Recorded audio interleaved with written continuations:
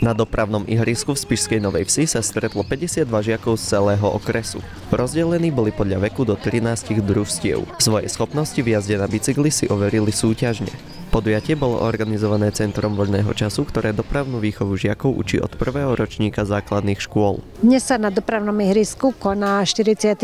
ročník súťaže na bicykli bezpečne, kde žiaci 4. a 6. ročníkov ukážu svoje vedomosti a zručnosti v dopravnej výchove, to, čo sa naučili za 4 roky, ktoré chodia na dopravné ihrisko. Mne to zabáva a rada chodím na bicykle. Naučil si sa aj niečo nové? Aj celkom, hej, nejaké značky a tak. Je to aj pre nás také preverenie, že či sme tie deti naučili hlavne tie základy, aby dokázali v cestnej premávke sa zodpovedne správať. Akcia je dobre pripravená, každoročne sa jej zúčastňujeme, čiže ja som spokojná. Je to veľmi dobrá vec pre deti, aby trošku získali tej skúsenosti na cestách, hlavne čo sa týka dopravného značenia, pretože je veľa úrazov na bicykli práve.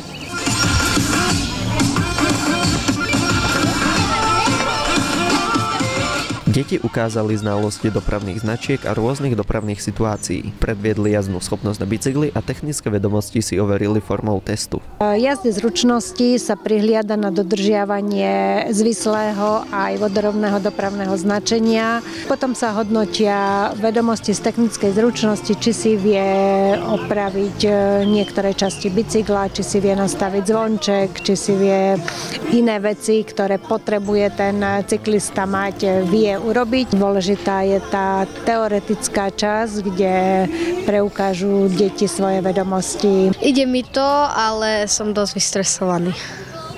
Sa dosť bojím tých testov, jak to dopadne a tak. Poctivo sme sa pripravovali, deti sa tešili a snažia sa. Oni sa snažia pri každej jednej súťaži. Všetko pozorne sledovali príslušníci z policajného zboru a mestskej polície, ktorí za spozorované chyby udeľovali trestné body. 10 zatiaľ všetko ide v pohode, zabava, tu je dobrá atmosféra. Dobre. Mám pocit, že mi to išlo dobre, mám jeden trestný bod, ale zatiaľ mi to ide dobre. Tak ja som robila 2 chyby a ako sú tu značky a je to stres aj z tých policajtov vlastne. Zatiaľ som nemal žiadny trestný bod a dúfam, že ani nebudem mať. Vošiel som do zákazu vjazdu. A bola nejaká penálta za to, alebo ti niečo povedali?